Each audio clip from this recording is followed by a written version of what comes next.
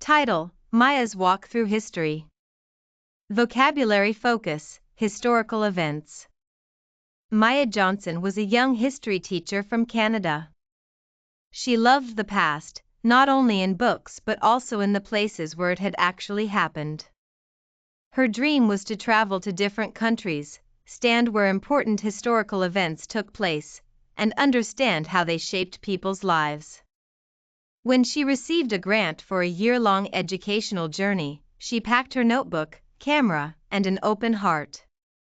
She was determined to bring back stories for her students, stories that would make history feel alive. Stop 1: Germany, the Berlin Wall. Maya's first destination was Berlin.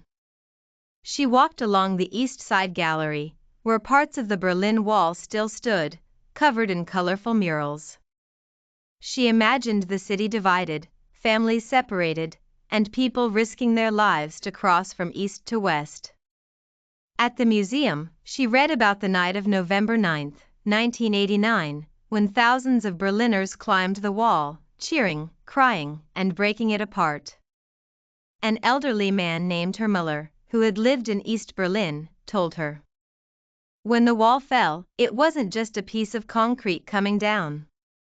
It was fear disappearing and freedom returning." Maya wrote in her journal, "History is not only about walls, it is about the courage to break them."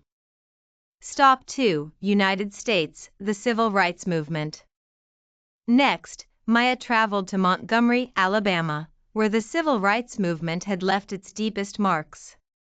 She visited the church where Dr. Martin Luther King Jr. had preached and the street where Rosa Parks had refused to give up her bus seat in 1955. The Civil Rights Memorial listed the names of men, women, and children who had died fighting for equality. A guide told her, "Every right you have today, voting, going to school, sitting where you want, was once denied to someone.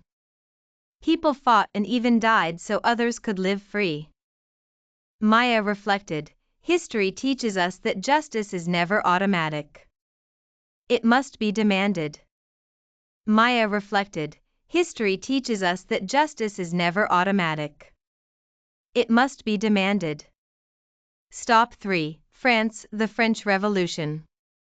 In Paris, Maya stood before the Place de la Bastille, where the storming of the prison in 1789 had marked the beginning of the French Revolution. She imagined the crowd shouting for liberty, equality, and fraternity.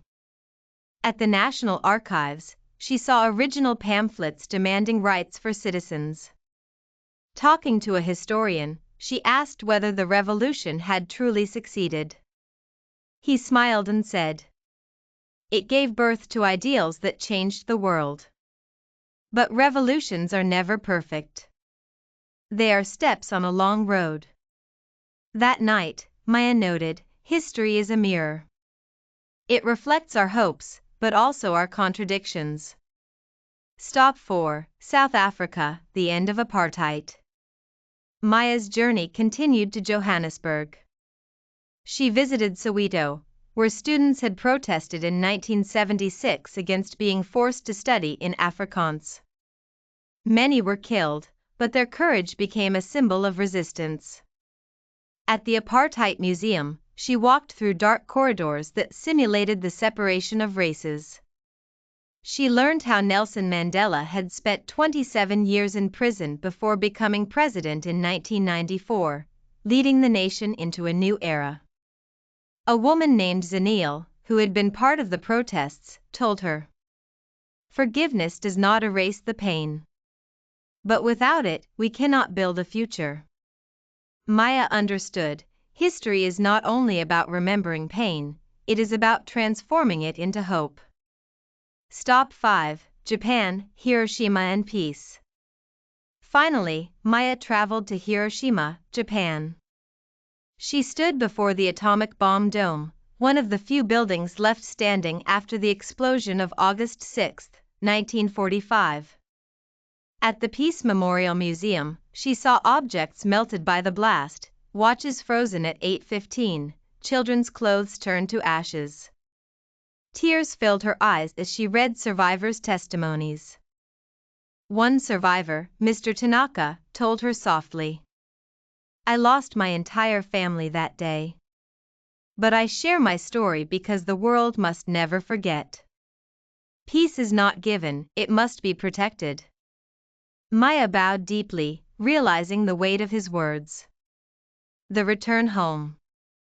After a year of traveling, Maya returned to Canada. In her classroom, she showed her students photos, recordings, and journal entries. But more importantly, she shared the voices of the people she had met. She told them, "History is not just about dates and battles. It is about choices, courage, and the way ordinary people face extraordinary moments. If you listen carefully, history is still speaking to us today." Her students sat in silence, some with goosebumps. For the first time, they felt history not as distant events, but as living lessons. Maya closed her lecture with the thought that had followed her on every step of her journey. To understand the present, you must walk through the footsteps of the past.